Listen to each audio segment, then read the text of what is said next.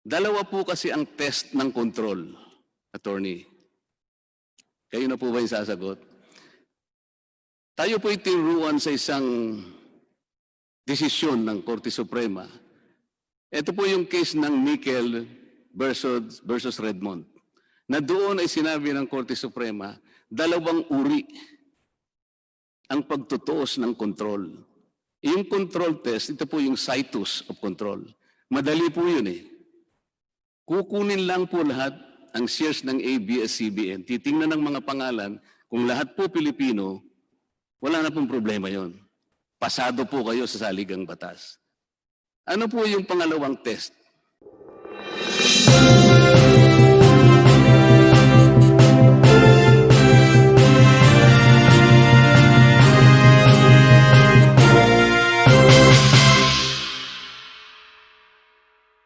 Ang PDR po kasi, Mr. Chair, pag tinignan mo sa isang kapirasong kasulatan halimbawa, kung titingnan mo, wala namang masama dito eh. Parang sa biglang tingin mo, legal ito eh. Nananatili po kasing issue sa atin, Mr. Chair, yung mahigpit na kautusan ng ating saligang batas. Babalik na naman tayo doon. Yung pagmimayari, pamamahala ng isang mass media ay limitado lamang sa mga Pilipino. 100% po ang hinihingi ng saligang batas. Anything less than that is a violation of that provision. Kaya po, ganito po ang pagdinig natin, kailangan magpakaingat tayo. Tanong po sa kinatawan ng Abs-Cbn kung sino po yung gustong sumagot sa inyo. Yung mga naunang tanong po sa inyo ng aking mga kasama, at ang iba po ay tinanong nila sa mga namamahala na Securities and Exchange Commission, yun po ba ay masasabi nating kaganapan ng isang batas? O yun ay conclusion of law and conclusion of facts?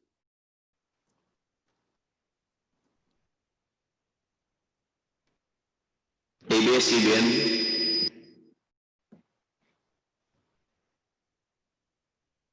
Mr. Chair, can we request Attorney Ayo Bautista to be recognized, please? Attorney Bautista, you're now recognized. May I ask Congressman Marcoleta to repeat the question? Yun pong mga naunang pagtatanong ng mga kasama ko dito sa mga opisyalis ng Abs-Cbn at ang iba po ay itinanong sa mga opisyalis ng Securities and Exchange Commission na para pong humihingi ng confirmation kung ang inyo pong mga aksyon tungkol sa mga PDRs ay naaayon sa batas. At yung iba po positibong sinabi ng SEC na walang nilalabag. Kung ang pag-uusapan po yung Securities Regulation Code at saka yung Corporation Code. Ang tanong ko po, hindi po ba conclusion of facts lang ito at saka conclusion of law? Ibig sabihin, walang isang makapagsasabi kahit na po siguro 10 tao ang tumindig at sabihin niya na ang PDRs ay legal. Ito po ay nananatiling konklusyon lamang, hindi po ba, Attorney? Hindi po. Ito po ang konklusyon or desisyon ng mga administrative quasi-judicial agencies who have the jurisdiction in law to resolve these issues. Kaya mabigat po ang kanilang mga ginagawa. According to the jurisprudence po, the agencies who have the jurisdiction and authority and expertise with respect to certain matters, their word should be given great weight. Pangalawa po, meron tayong presumption of regularity and good faith. Ang presumption po ay yung mga kanilang aksyon ay valid, legal, and binding unless and until they are reversed by a higher court. So yung pong presumption of regularity, good faith, at legal compliance ay nandoon ngayon. Ngayon, pag pinanggit po kanina ni Commissioner Amatong, presuming po na lumabas sa Supreme Court decision na nagkamali ang SEC sa kanilang interpretasyon ng mga control test sa Erbosa, sa Teves at sa Roy, mag-a-apply po yung doctrine of operative fact sa akin pong palagay. Ang ibig sabihin nun, kung ang isang tao ay umasa in good faith sa desisyon o kilos ng administrative agency, he cannot be held liable for relying on such decisions and actions. In fact, in the case of Film Development Council of the Philippines versus Colon Heritage, that's dated June 16, 2015, sinabi po ng Supreme Court na it would be ghastly unfair. Yun po ang ginamit na salita, ghastly unfair, if you will penalize people who rely in good faith on administrative rulings and decisions. Salamat po. Attorney Bautista, napakasimple po kasi ng tinanong ko. Napakahaba po ng sagot niyo. It is as if you are preaching to the choir. Ang tanong ko lamang po kung ito ay conclusion of law or conclusion of facts. Ang ibig ko lamang pong sabihin, may puwersa po ba ng batas yung halimbawa isinagot ng mga administrative agencies sa mga tanong ng mga kasama ko, pero hindi ko na po i-belabor yun. Ang pinaka-importante po kasi, dahil sa pinag-uusapan natin ay dalawang bagay lang. Yung po bang pagmimay-ari at saka yung pamamahala. Kasi po ang sabi po ng inyong mga kinatawan dito sa ABS-CBN, ay wala naman ay kang kapangyarihan yung mga may-ari ng PDRs na bumoto eh. Ang tanging ibinigay lang naman sa kanila na karapatan ay yung makakuha ng yung cash distribution. Ang totoo po niyan, nagpapakaingat pa nga sila na hindi magamit yung salitang dividend. Kasi nga ayaw nilang masabi talaga na stockholders. They are simply holders of PDRs. Talagang inilalayo doon sa usapin na talagang walang control. Ang ibig po bang sabihin na Attorney Bautista, yung po bang paghahawak lamang ng voting rights, yun lamang ang nakakakontrol sa mga aksyon ng isang kumpanya? Doon po sa decisions ng Gamboa at kay Roy. Ano pa yung Gamboa? Tinatanong ko lang, ang ibig ba niyo sabihin, kumo ang isang PDR holder ay hindi siya nakaboto o makakaboto, ito tanggapin ko muna na hindi siya nakakaboto. Ang ibig po ba niyong sabihin, yun lamang may hawak ng boto ang nakapagbibigay ng kontrol sa isang korporasyon? Yun po ang desisyon ng Suprema, ng Korte Suprema. Hindi ko po opinion yun. Huwag po ninyong gagamitin ng Korte Suprema. Kaya naman po tinatanong ko eh. Sang-ayon po ako sa desisyon ng Supreme Court. Napakasimple po nito. Pinalilito po kasi ng mga representatives ng ABS-CBN, wala naman ikang kontrol yung mga yan. Ang boboto rito ay yung ABS-CBN Holdings Corporation. Sa ganung kaparaanan, wala silang kontrol. Hindi ho ba? Ganito na lang para maintindihan po niyo ng lubusan, attorney. Ginamit po kasing halimbawa ng isa sa amin dito na yung pong Philippine Depository Receipt. Wala ikang iniwan yan sa sa ticket ng karera. Bagamat napakasimple po ng pagkakagamit ng paghahalimbawa, Attorney Bautista, gamitin ko na rin po yon. Yung tao na gumamit ng isang nominee para bumili ng ticket, siya po yung may-ari, siyang principal. Meron lamang siyang inutusan. Kapag nanalo po yung kabayo po yata ang pinag-uusapan doon eh. Yung po panalo, ibibigay doon sa principal. Hindi kukunin nung inutusan na bumili ng karera. Di po ba? Kung loto naman po yan, kahit na po ako hindi tumataya ng loto, pero naiintindihan ko po yung mekanismo niyan eh. Halimbawa po, Tony Bautista, mawalang galang na po sa inyo. Kunwari lamang po, inutusan ko kayo na bumili ng isang lotto ticket. Pero mahigpit po yung tagubilin ko sa inyo na ito pong numerong ito ang inyong gagamitin. Halimbawa, 1, 2, 3, 4, 5. Yan ang itaya mo. Inutusan ko po kayo. Mawalang galang na po. Meron po ba kayong karapatan na palitan ninyo yung ticket na sinabi ko sa inyo? Unang-una po, yung example na sinight ni Attorney Francis Lim, Presidente ng Hindi po PDRs, tayo ay magkakaintindihan. hindi po loto. Ang kanya pong example ay kabayo. Kaya hindi po relevant yung binabanggit ninyo na lotto ticket. Ang sinabi po ni Francis Lim, narinig ko sa TV nung interview siya, Mr. Chair, pagka siguro isang tao ay tulong ninyo. kabayo, hindi sabihin na ang kabayo, may-ari ng kabayo. Bigyan ng pagkakataon na sumagot ni Congressman Marcoleta, maaari lang po munang hintayin niyo po na tawagin niya po yung pangalan ninyo. Maraming salamat po. Salamat po.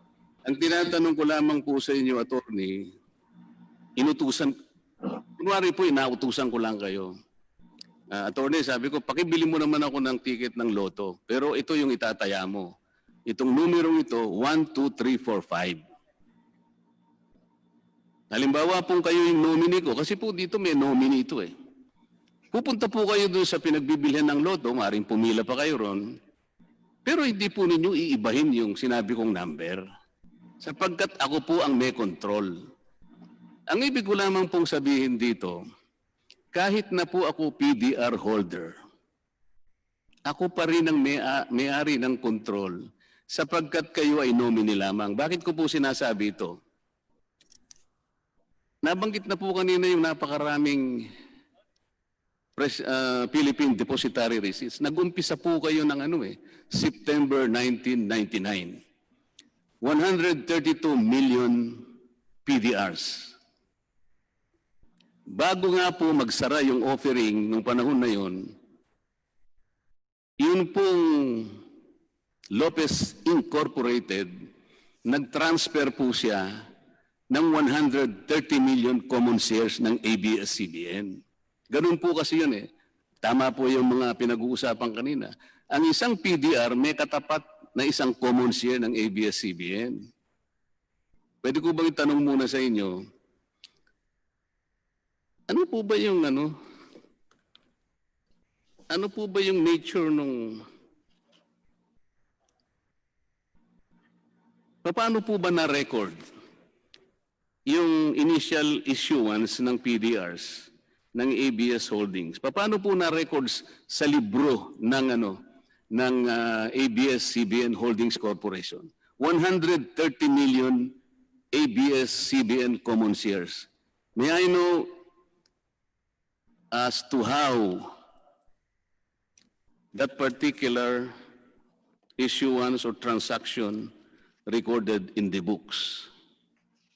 Kaya po nung sinabi earlier, yung pong may-ari ng common shares na yon ay ABS-CBN Holdings. So naka-record po yun. Tony, ang sinasabi ko, paano na-record yun? Equity or income? Shares po yun eh. Hindi po. Alam ko nga po yun. Pero ang isa pong PDR ay katapat ng isang share.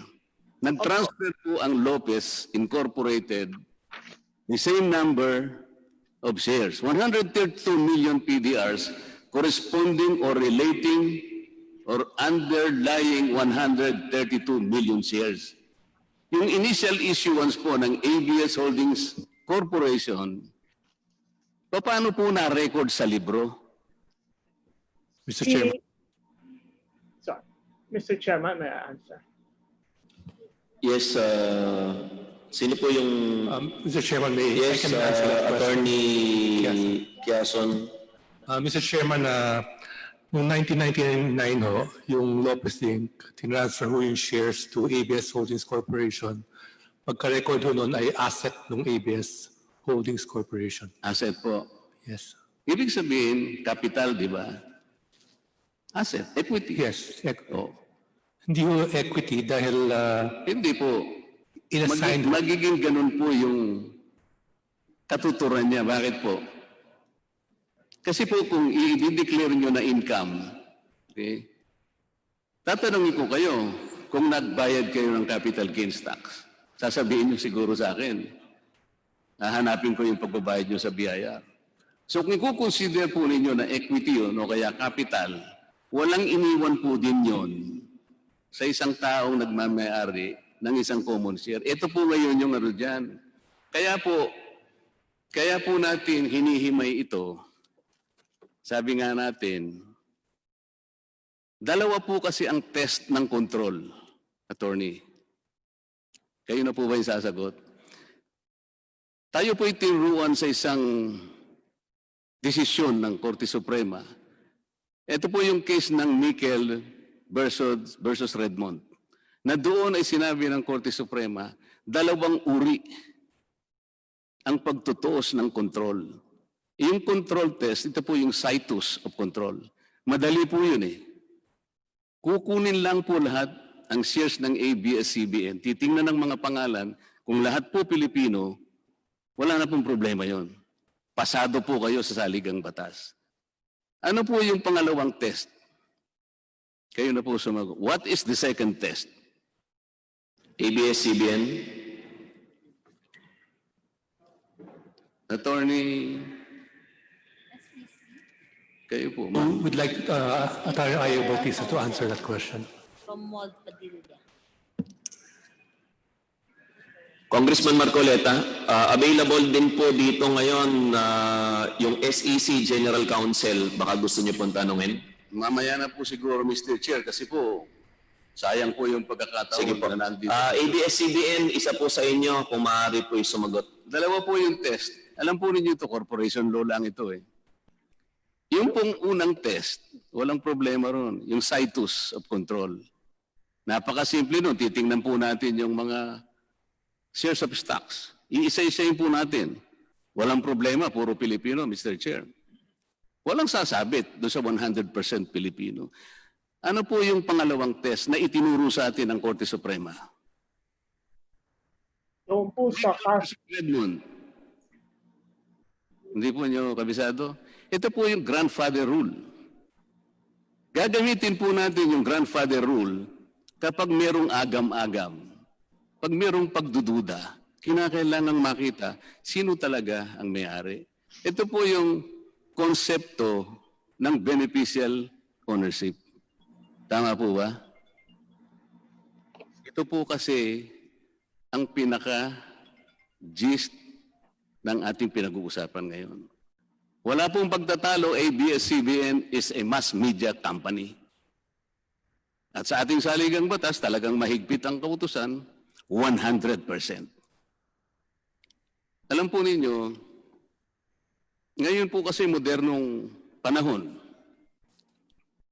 modern technology, inaamin naman po natin na lumaganap ang maraming mga financial instruments.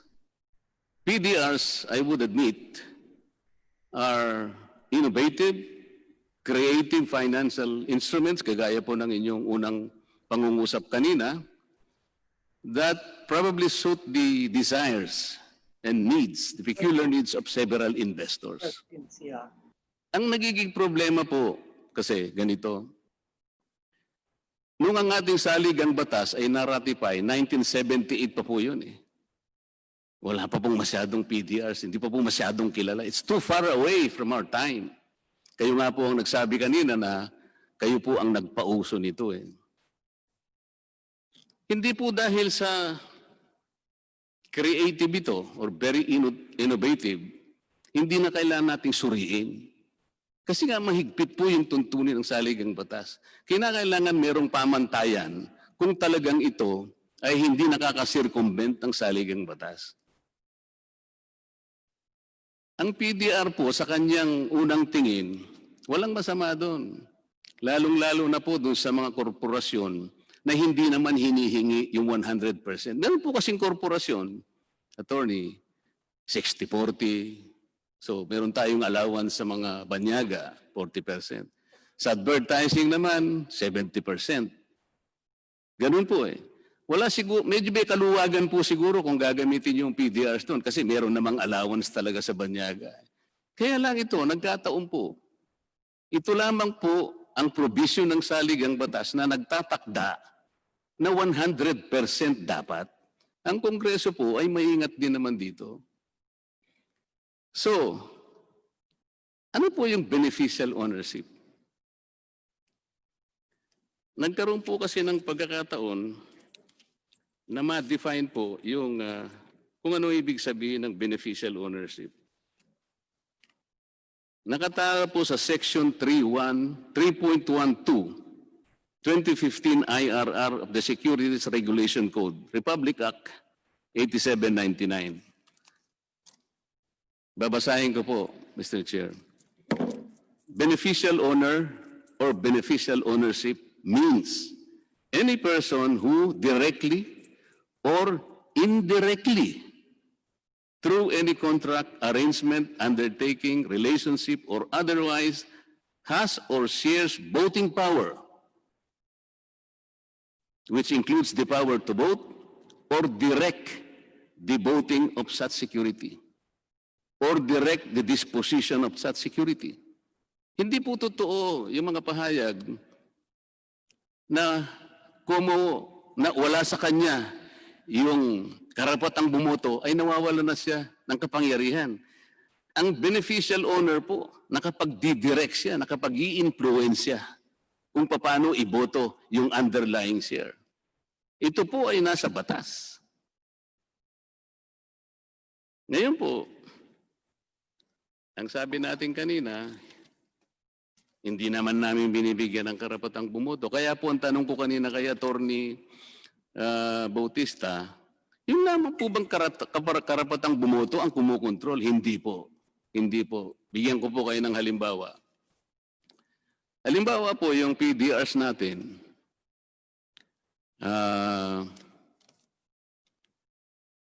Hindi ngayon, meron kayo halimbawang gagawin na isang fundamental decision.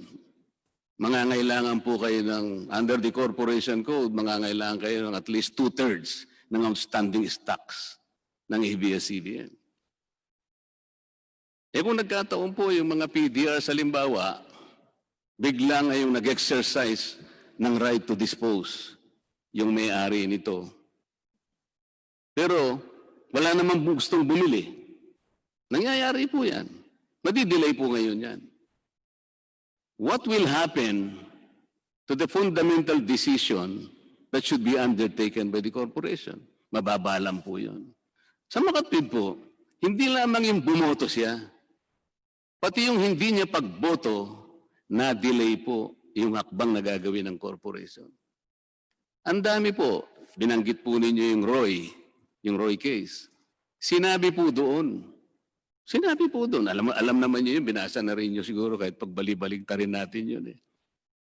Hindi lamang po yung may-ari ng voting power ang makapag-i-impluensya at makapagko-control. Ano pong sabi doon? There are corporate control enhancing mechanisms. Tawagin nga po nila yan, proportionality limiting measures. Nandiyan po sa batas yun. Ang isang example po ng corporate control enhancing mechanism, ito nga po yung PDRs. Paano po? Ito, aaminin niyo po siguro. Meron po kayong ganito po, para malaman ng mga kababayan natin. Ang dalawa pong may-ari, malalaking stockholders na may-ari ng ABS-CBN Corporation, Lopez Incorporated. At saka yung PCD Company Nominee. Tama po ba yun? Ito po kasi ay dokumentong ibinigay nyo sa Secretariat ng komite na gumagabay sa atin ngayon. Tama po ba yun? There are two major stockholders. ABS-CBN, please answer. Hindi po pwede yung tatango lang po. Please answer po. Tama po yun. Tama po. Ang Lopez Incorporated, siya rin po ang may-ari ng ABS-CBN Holdings Corporation. Tama po ba? Lopez Inc. owns 60% of ABS Holdings Corporation. Ulitin po ninyo. Lopez Inc. owns 60% of ABS Holdings Corporation. Yung Lopez Inc. ano po. Oo. Yung 10% naman po yung pag-aari ni Mr. Gabby Lopez. Tama po? Siya po ang treasurer at member of the board. Opo, tama po yun. 30% hawak po ni Ginoong Oscar Lopez, Manuel Lopez at saka Salvador Tirona. That's correct, sir. Okay. Sa Makatwid po, ang majority ownership ay nasa Lopez Incorporated ng ABS-CBN Holdings Corporation. Nagkataon po, sila pa rin ang may-ari ng ABS-CBN Corporation. Tama po ba? That's correct. Okay. Isa po sa malaking may-ari ay yung PCD company nominee. Pero doon po, sa ibinigay po ninyong mga dokumento sa aming secretariat, nakalagay lamang PCD company nominee. Pagkatapos, ang nakikita namin, majority Pilipino. Ibig sabihin pa lang, doon pa lang, inaamin nyo na mayroong kasangkot na hindi Pilipino kasi majority Pilipino lang. Tingnan po rin yung dokumento. Dapat siguro nilagay nyo doon, majority foreigner. Bakit po? Kung titingnan po natin yung mga inisyu ninyong mga PDRs, sinabi na po kanina ni DS Hernandez kanina, ang top notcher po foreign 198 million PDRs representing about 61%. Ang susunod po, dalawa po kasi yung PCD company nominee, kaya po yung pong dokumento ninyo nakalilito Isa pong PCD company nominee foreign. Ito po ang kanyang representation 61%. Yung pong PCD company Pilipino 36%. Paano po?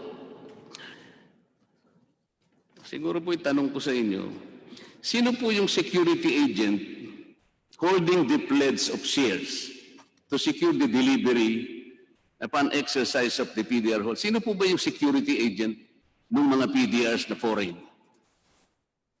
Yung Philippine Deposit Trust Corporation. Yun. Kung gagamitin po natin yung halimbawa, siya po yung inutusan na bumili ng loto. Kasi siya po yung may hawak nun Tama po ba? Tama po, di ba? Nominee lang po siya Ang principal po yung may-ari ng PDRs. Tama po. Kayo naman napakasimple naman po ng... Ulitin ko po, dalawa po yung PCD company nominee. Isang foreign, isang Pilipino. Doon po sa mga dokumentong pinadala nyo sa amin, isa po siya sa umahawak na pagmimay-ari ng ABS-CBN Corporation. Ito po yung broadcasting. Sino po yung agent? Ang sabi nyo, Philippine Central Depository. So siya po yung nominee. Kagaya po ng paghalimbawa kanina, para po maintindihan ng ating mga kababayan, siya po yung bumili ng ticket ng loto. Pero po yung holder, ang sabi niya, ito po yung number ito yung number na itataya mo, 1, 2, 3, 4, 5. Ang merong control po noon, yung may hawak ng holder ng PDR. Sa Makatwid, kahit siya po yung PDR holder lang, makapagdidikta po siya doon sa PCD nominee, nagkataon pong hawak po ng Philippine Central Depository. Ito pong mga tanong na ito, napakasimple naman po Nagbibigay po kasi ng agam-agam, babalik na naman po ako sa issue, talaga bang nagagamit ba natin ang PDRs para lusutan natin ang saligang batas? Sa totoo po, yung mga testimonya po ng Securities and Exchange Commission, kaya po yung pauna kong tanong kanina, attorney, hindi ba parang mga conclusion of facts lang yan? Ang tanging makapagsasabi lang kasi, kung sino talagang nagsasabi ng totoo, katapus-tapusan, ang Korte Suprema. Kami po dito, inihahayag lang namin, ang pangamba namin, baka nagagamit po ninyo para i-circumvent ang Constitution. Ang totoo po nito, kung susuriin po natin yung PDR instrument na binigay nyo sa amin, Andito po, nagbigay kayo eh. Ito po. Yung kopya ko pa nga po, sabi ko sa inyo, napakalabo pero pinagdiyagan ko pong basahin. Ano po ang magdidikta kung may control ang PDRs? Yung pong binigay ninyong karapatan na nandito sa instrument. Alam po ninyo kung ilan ang binigay ninyong karapatan sa may hawak ng instrument? Napakarami po, alam po ninyo ito. Number 1, the right to delivery. Ano po bang ibig sabihin ng the right to delivery, attorney? Kung mamarapatin niyo po, ay pwede po ba akong sumagot? Opo, kung sino mo pong gustong sumagot sa inyo. Yung right to delivery po, ang ibig pong sabihin nun, kung ayaw niyo na pong hawakan ng PDR at kayo ay Pilipino, pwede pong ilipat sa inyo yung shares ng ABS-CBN Broadcasting Company. Kasi kasama po yun ng mga binili nyo. Meron po kayong deposit kung gusto nyo i-exercise kasi hindi naman po kayo pwedeng pilitin na maghawak ng PDRs hanggang sa huli. Kung gusto nyo hong i-convert yun into shares, then i-deliver po sa inyo yung ABS-CBN common shares. Dalawang bagay po kasi yun, attorney. Kung Pilipino po, kaya niyang hawakan. Kung Opo. hindi po siya Pilipino, hindi niyo ibibigay sa kanya sapagkat isa sa kondisyon ng PDR. Tama po yun. Pero Kaya ang hindi po ninyo niliwanag, yun pong foreign holder, meron siyang karapatan na mag-designate ng Filipino person. Tama po? wala pong ganun sa aming PDR instrument. Kung siya po ay banyaga, ang kanya pong right is ipabenta yung shares para ang matatanggap lang niya ay yung proceeds ng shares. Cash po ang kanyang matatanggap. At kung pwede pong sumagot dun sa una niyong tanong. Sandali po. Yeah. Dalawa po yung listahan ng mga na sinubmit. Sandali po. Ang sabi po ninyo, wala po sa instrument ninyo na kapag ka foreigner ay hindi siya makapag-a-appoint ng isang Filipino person na maging nominee niya? Wala po. Pong ganun. Wala po Kung ganun. sakali pong maipakita ko sa inyo na nasa inyo pong instrument, kung sakali lamang po. Sige po.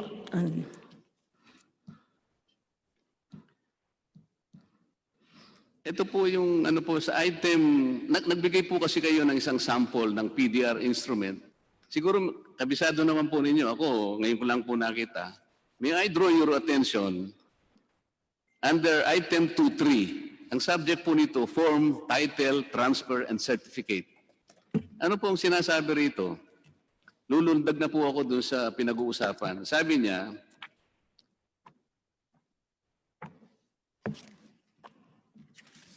andali po, hindi po pala yun. Nagsamali ako. Dito po sa page 29 po, nung prospectus ninyo accompanying the statement. Ano po? Meron po kasi kayong ABS-CBN 2014 registration statement. Kasama po yon ay yung prospectus. Sa page 29 po ng prospectus na yan, ganito po yung sinasabi. Each PDR is exercisable upon payment of the exercise price of 10 centavos and will entitle the PDR holder as permitted by Philippine law to either delivery of, ayun po, or sale of the payment of proceeds from the sale of one share. Of the issue price, 43.125 shall be treated as a deposit and shall apply towards payment of the relevant share upon exercise of the PDRs. Ito po yung kasunod. Delivery of shares to non-Philippine person is not permitted.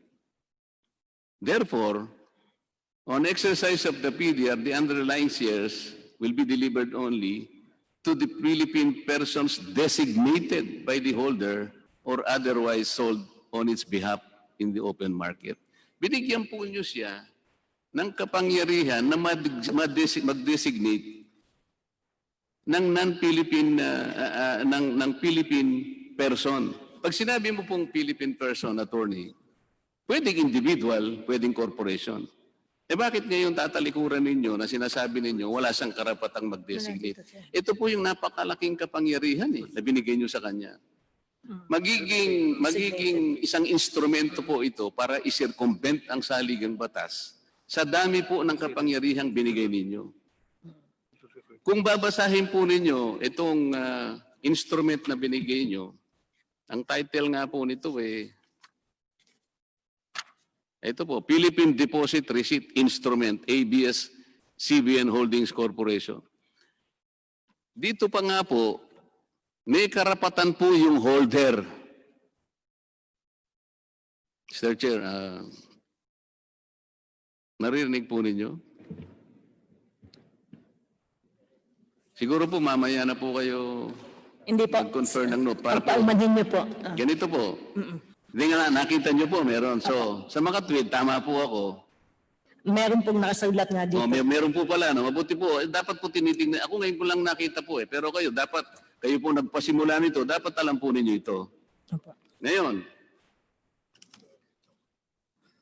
nasaan na ba ako? Isa pa pong kapangyarihan na binigay ninyo sa may-ari ng PDR. Binigyan po ninyo siya ng kapangyarihan na sa English po kasi, to vary and modify the rights of the holder. Ito po yung talagang nakapagbigay sa akin ng iba yung parang pagkabahala. Bakit po ganun? Nakalagay rito, by way of an extraordinary resolution, the PDR holder can vary and modify their rights depending on several eventualities. Ito po ba sinuri ng Securities and Exchange Commission? Kanina po, yung mga tanong ng mga kasama ko. In-approve pala ng Securities and Exchange Commission. Ibig sabihin, pag in-approve yan, talagang may primary jurisdiction. Ganito po yan. Ang ibig po ba niyong sabihin, attorney, nung in-approve po ng Securities and Exchange Commission, tinignan din po ba niya kung yung PDR ay maaring nakapag-circumvent ng saligang batas? Tinignan ba ng SEC po yun? Yun po ba yung inyong assumption? Yan po ang aming assumption kasi lahat po ng mga dokumento at lahat ng mga requirements, pati po yung PDR instrument at lahat ng kailangan i-disclose, dinisclose naman po namin sa Securities and Exchange Commission. Yun po yung assumption ninyo. Ngayon, yung po kasing pagbabari or modification of rights upon the existence of some eventualities or contingent conditions, mangyayari lamang po yun pagkatapos na approvein yung PDR para i-offer na ninyo.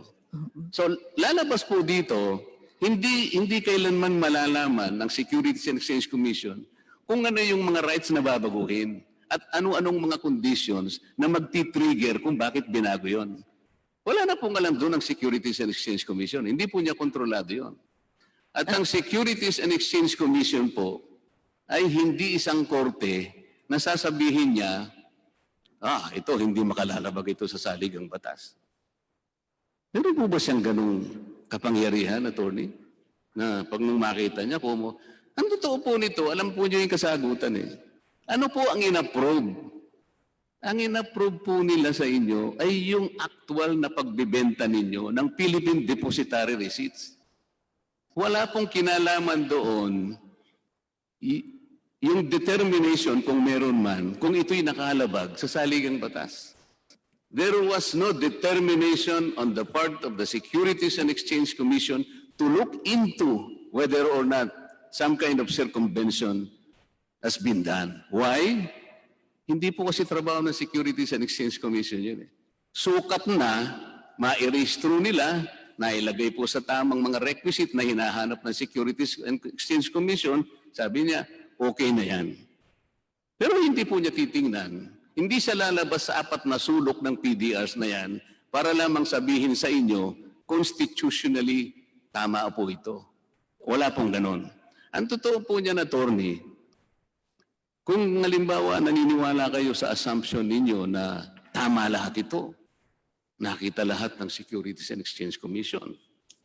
Pero kayo na rin po siguro ang dapat na tumingin dito sa inyong mga dokumento. May mga disclaimer po. Ito po. Doon pa lamang po sa Securities Regulation Code, ang sabi niya, Section 12, the Securities and Regulations Code, ito po, 12.7, Madam. Any untrue statement or fact, ulitin ko po, any untrue statement of fact or omission to state a material fact required to be stated herein or necessary to make the statement therein not misleading shall constitute fraud. O sa mga tweet, hindi sinasabi ng, yan ay complete na tama yan, nilalabas ko ang sarili ko dyan. Sabi ko ng dito pa lang sa batas, dito pa lang sa pagre-rehistro ninyo.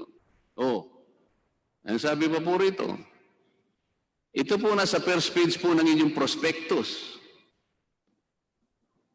Dated January 6, 2014, which accompanied the 2014 registration statement of ABS-CBN. Ito po yung nakasaad mismo. The Securities and Exchange Commission has not approved the securities or determined if this prospectus is accurate or complete. Any misrepresentation to the contrary is a criminal offense and should be reported immediately to the Securities and Exchange Commission. Bakit po merong disclaimer na ganito? Abay, nilalabas din siyempre ng Securities and Exchange Commission ang sarili niya. Maring nagkamali siya. Tama po ba, Attorney? Kung pwede ko po lang linawin. Yung pong... Hindi, tanong ko po sa inyo, ito po bang pagkakaroon ng disclaimer na to, hindi nangangahulugan na hindi sapat na inapprove yung sale? Sapagkat maring merong siyang hindi nakita, kaya meron siyang disclaimer. Kaya wag nating sasabihin na pumasa sa lahat ng aspeto, lalong-lalo na po kung pag-uusapan ay yung ating saligang batas. Hindi po ba ganun ang ibig sabihin ng disclaimer? Ang review po kasi ng Securities and Exchange Commission, pag nag-apply po kayo for registration, talaga kung hinihimay nila lahat ng mga disclosures doon. Yun nga po. Kung meron lang pong misrepresentation. Hinimay nga nila, pero nagkaroon sila ng disclaimer. Ang ibig sabihin nito, hindi sapat na tingnan lang nila. Maaring merong pagkukulang, marong hindi nakita. Opo. Sabi nga po natin, ganito eh. Ang pagkukulang po niyan ay usually sa factual issues po. Pag sinabi mong Yun ang po. aming capital ay 100 million, pero 50 million lang pala, yun po yung ano. Sandali po. Yun po yung assumption ninyo. Yun Opo. po yung opinion ninyo. Kaya Opo. kanina po, ang aking opening salvo, lahat po ng pinag-uusapan natin at sagot nyo, mga conclusion of fact ito. Maaring nagkamali kayo, maaring nagkamali kami, pero yung agam-agam nandito po. Malinaw po yun. Nagkakaroon ng pagdududa sapagkat napakarami ng binigay ninyong power sa holder na kung tutuusin mo at pagsasama-samahin will constitute control as a beneficial o honor. Tingnan mo. The right to delivery, possession. The right to sale or proceeds of the underlying share, ito po yung distribution of cash, enjoyment. I-exercise ng kanyang disposition. These are the three attributes of ownership. Pagkatapos sasabihin po ninyo, palalabasin po natin sa pamamagitan ng mga intricate web of corporate lawyering na hindi po ganito. Paano po namin masusundan ngayon? ABS-CBN is owned by Lopez Inc. ABS-CBN Holdings is owned by Lopez Inc. Meron pa pong holding corporation ang nagme-may-ari ng Lopez Inc. Saan po natin hahanapin lahat itong PDRs na ito kung napakarami po ninyong holding corporation? Tingnan po ninyo. Pwede po bang sumagot? Sandali po. Ito po yung... Ang Lopez Inc. ngayon ay pag-aari na naman ng isang holding companies of Mr. Eugenio Lopez Jr., Oscar M. Lopez, Manuel Lopez, Presentacion Lopez, Sinakis. 4 na kumpanya na naman po ang may-ari na naman ng Lopez Inc. Isa po ay Creslo Holdings Corporation, majority Filipino. Ito po yung sinabit niyo sa Secretariat. Mantes Corporation, majority owner, Filipino.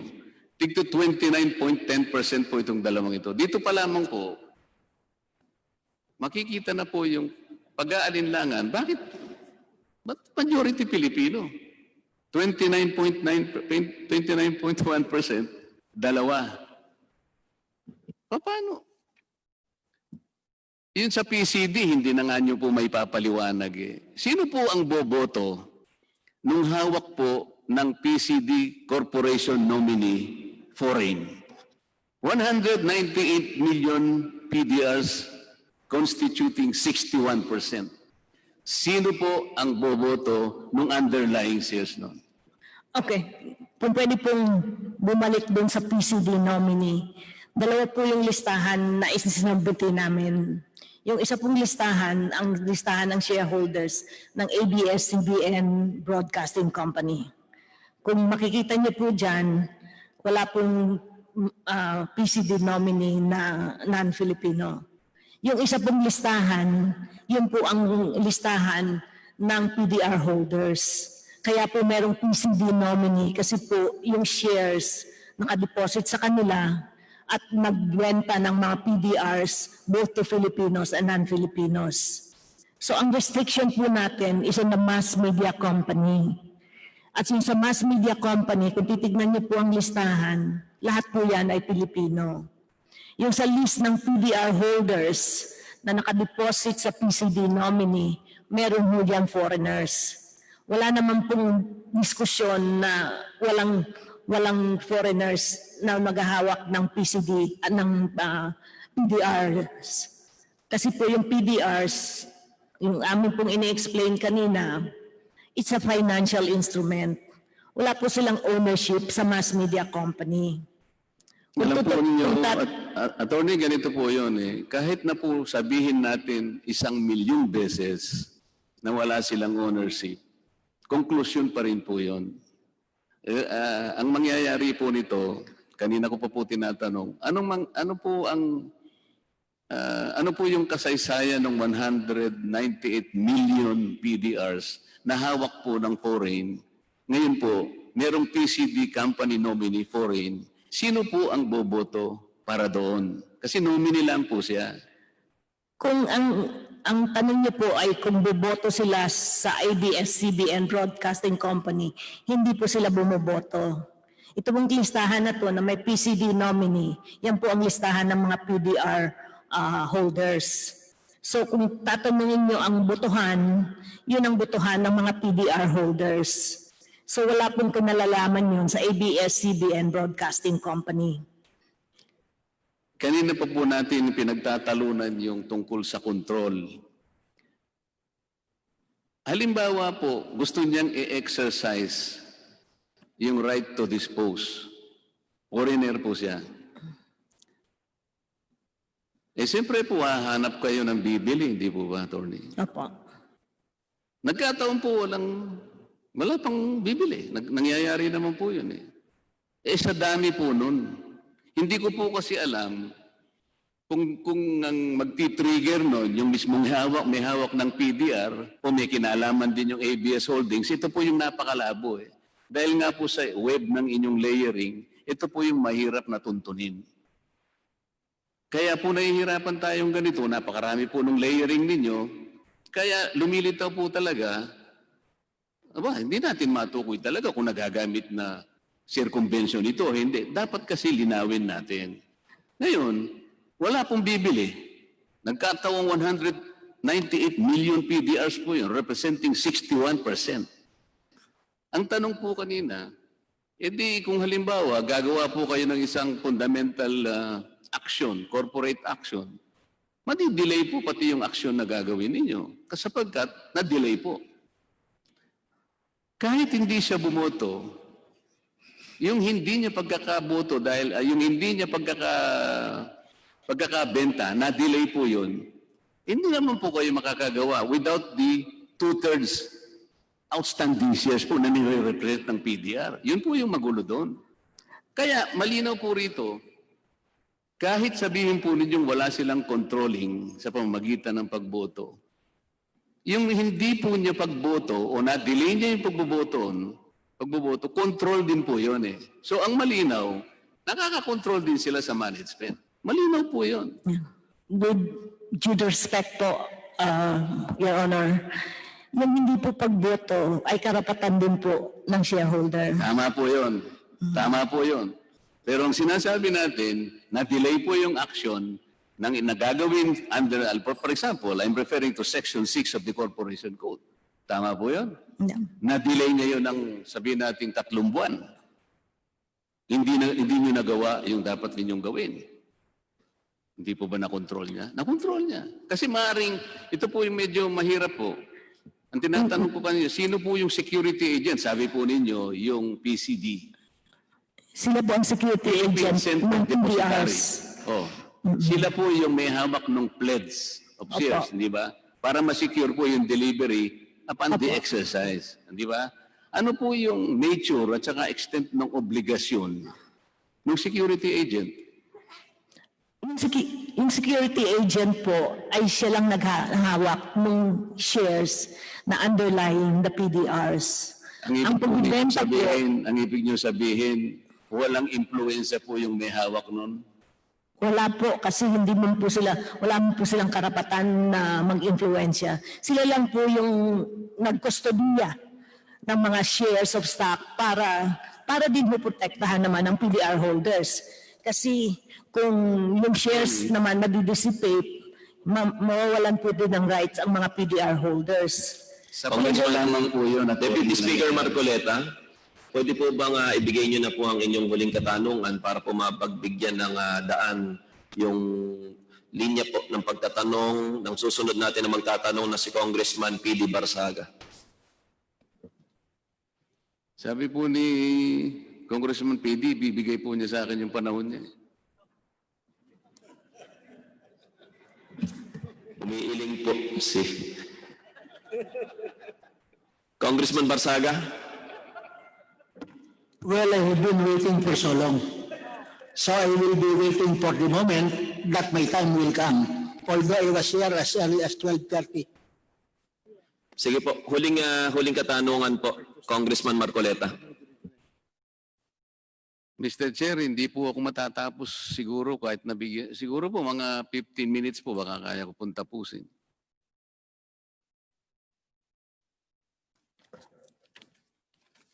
Mr. Chairman, in as much as I also have some questions, but I yield to the Honorable Marcoleta. Kasama na rin po doon kay Congressman Onyx Crisologo na ibinigay sa akin bilang nakakatanda, ibinibigay ko na po kay Congressman Marcoleta. Maraming salamat, Vice Chairman Mark Defensor. Additional 10 minutes para kay Congressman Marcoleta. Salamat po, Mr. Chair. Salamat po, Congressman Mike Defensor.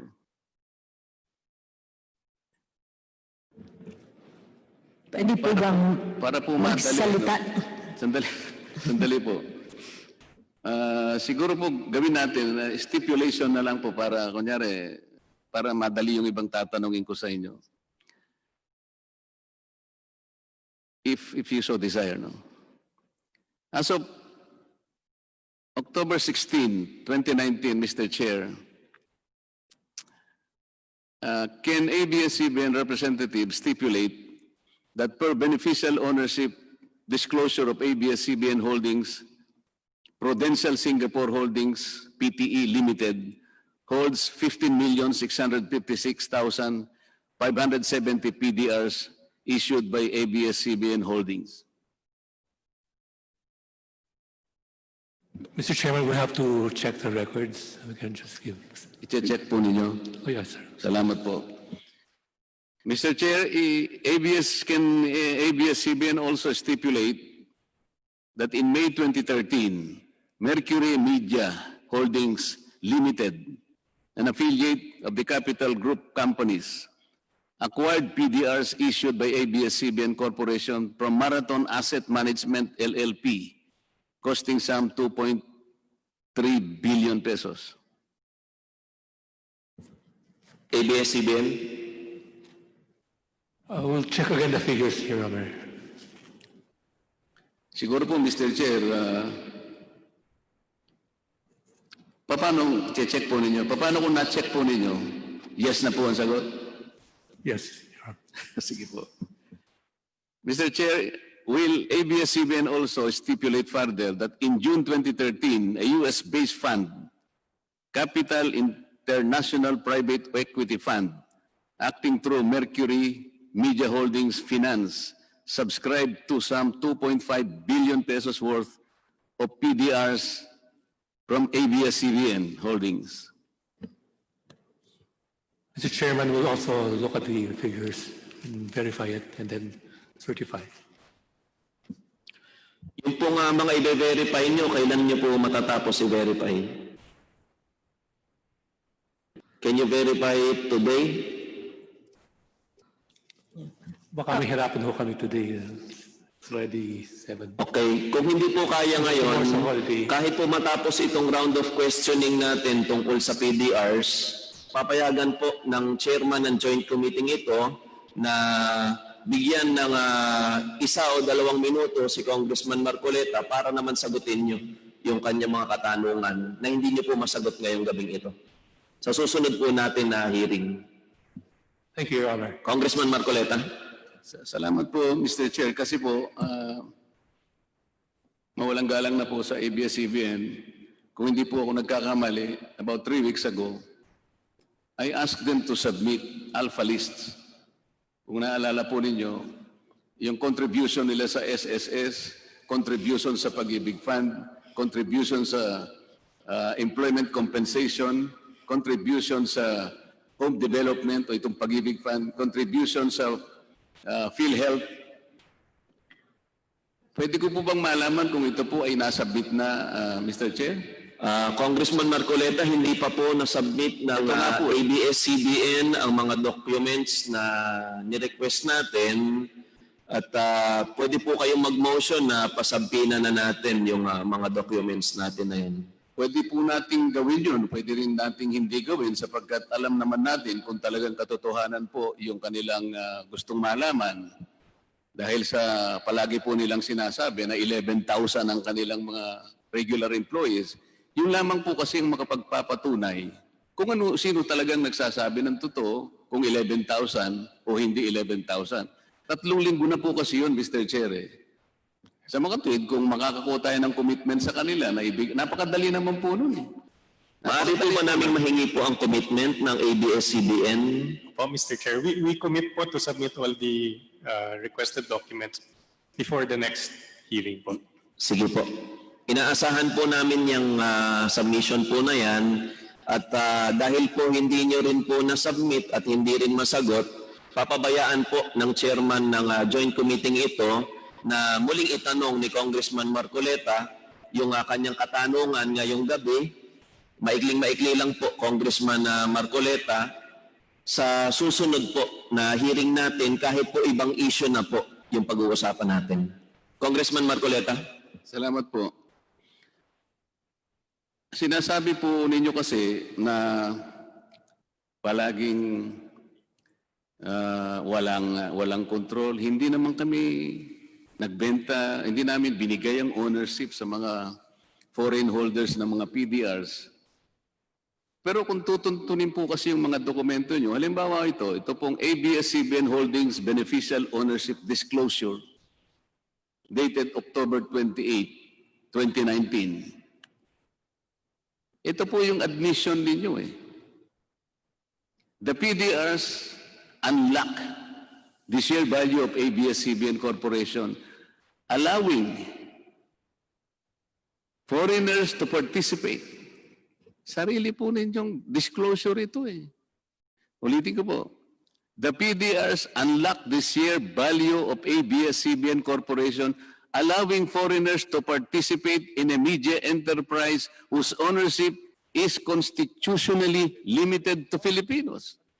Kayo na po nag-admit ito. Hindi ko naman po salita ito. Kinuha ko lang po dito sa... Ito, kayo po may papel dito eh. Paano hindi...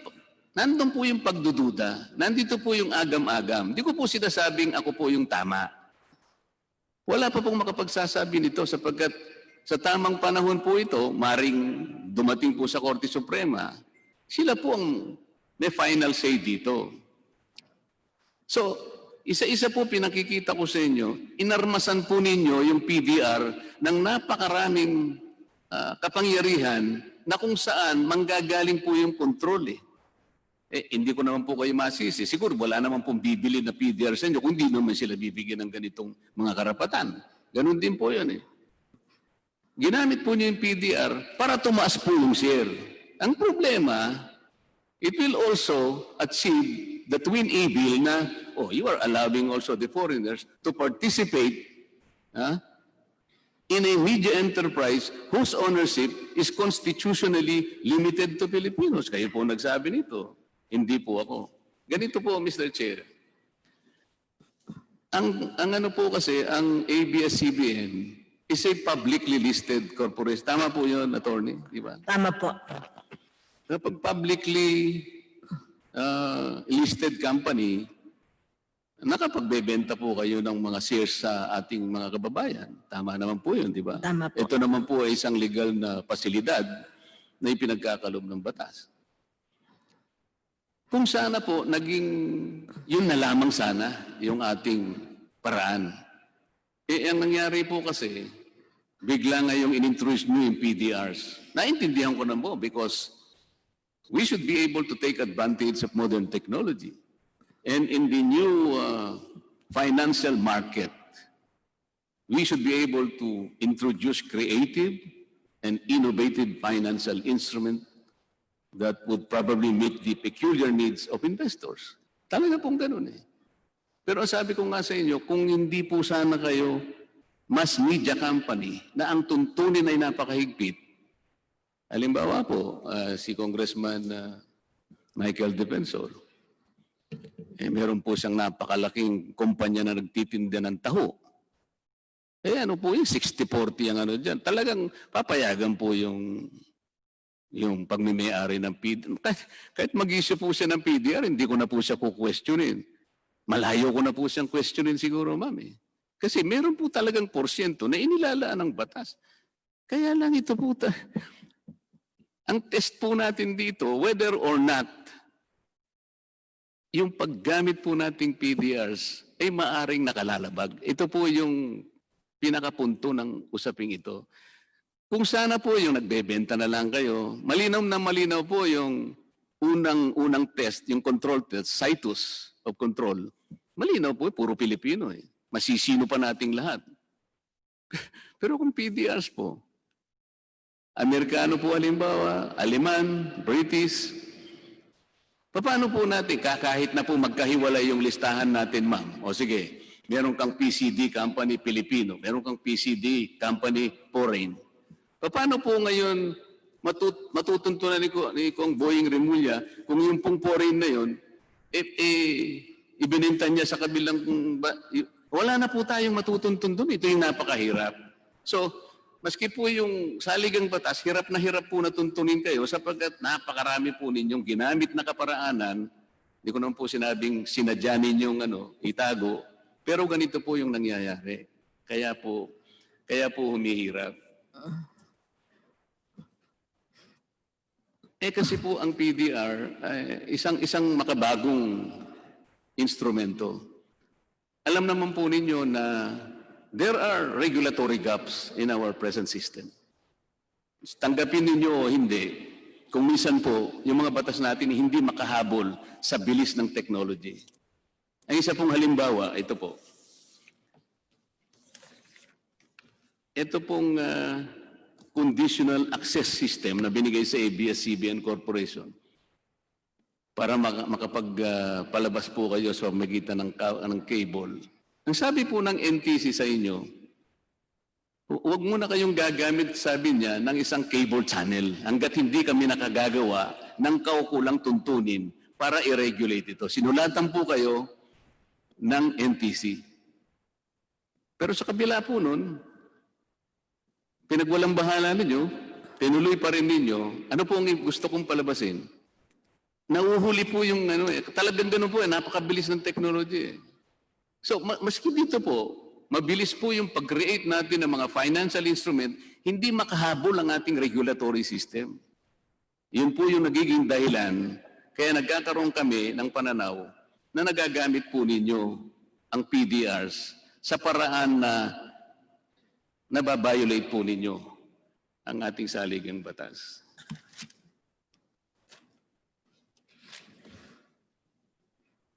Doon po sa yung pong kapangyarihan ng isang PDR holder sa delivery or sale, nakalagay din po sa, hindi lang isang dokumento po ang ginagamit ko, sarili po ninyo ito. Tingnan po ninyo yung Abs-Cbn Corporation na nakalagay po ito. Doon sa certificate po.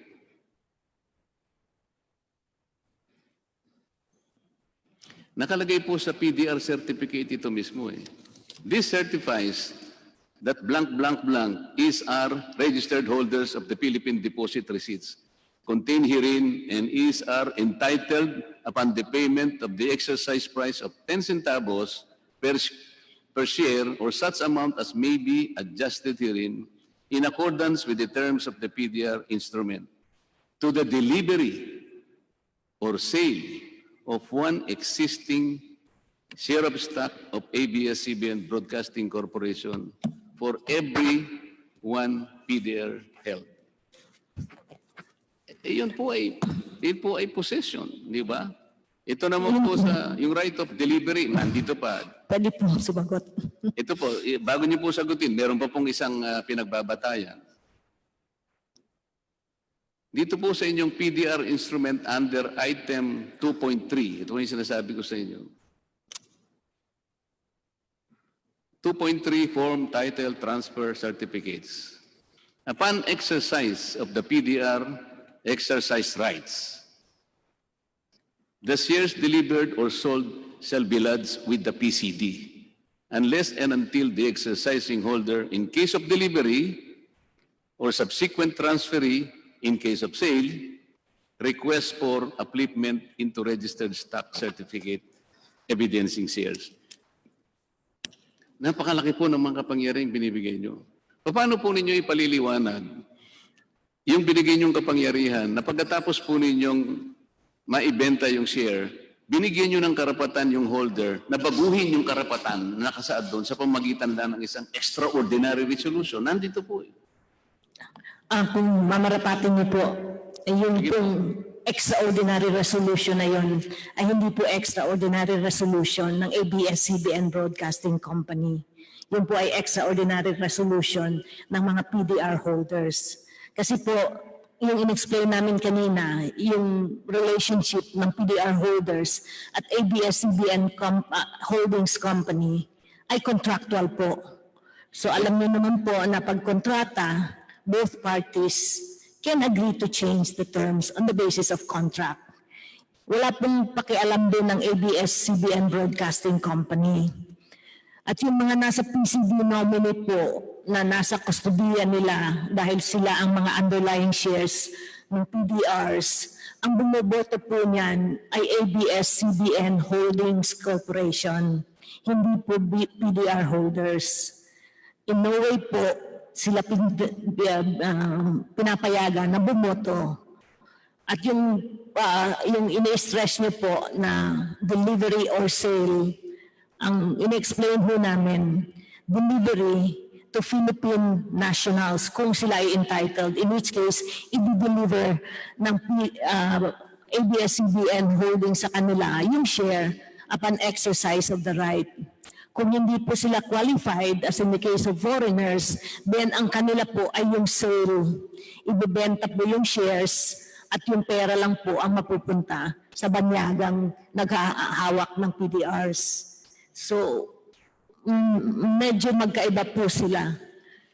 Naunawaan po natin. Final statement, Deputy Speaker Marcoleta. Final statement na po at sumobra na po kayo sa oras, pero bibigyan ko po kayong 3 minuto sa susunod na hearing bago po tayo lumipat sa panibagong issue. Salamat po. Hindi po nangangahulugan na natapos na po. Meron pa po kasi akong konting itatanong, Mr. Chair, pero if I am allowed a little time to summarize, ang pagdinig po natin sa mga PDRs o Philippine Depositary Receipts ay para lamang matingnan nating mabuti kung itong mga financial instruments na ito ay nakalalabag sa tuntunin na itinakda ng ating saligang batas tungkol sa pagmimay-ari o pamamalakad ng isang mass media. Napaka-importante po nito, Mr. Chair, sapagkat sa panahong ito, makabagong pamamaraan po para mag-raise ka ng capital, kukunti ang risk. Tama naman po yun, kagaya ng opening statement po ni Attorney, convenient po at saka beneficial ito eh. But no matter how creative it is, no matter how innovative that financial instrument is, it is incumbent upon us to see to it that the constitutional provision on ownership, it is actually a constitutional injunction against ownership of foreigners sapagkat talaga pong 100% ang hinahanap ng ating saligang batas. Kailangan po kasi nating mapangalagaan yon. Kagaya po nung nalalaman ng lahat, ang sabi nga po nila,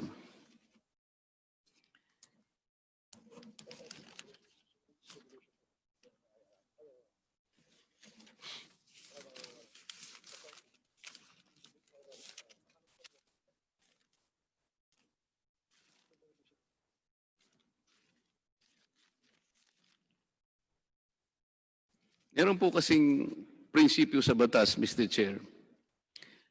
Alam naman po siguro ng mga abogado ng ABS-CBN, meron tayong Latin maxim on this particular subject matter na maaari natin gamitin.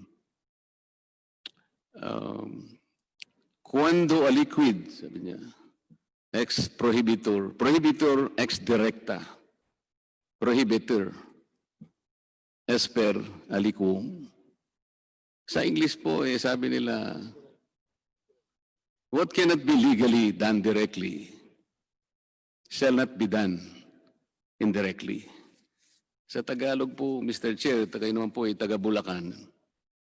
Pagpasensyahin nyo na po yung Tagalog ko, pero ililiwat ko po sa Tagalog, alang-alang po sa ating mga kababayan. Ang hindi mo magagawang hindi ganito po. Pasensya na po, ano po.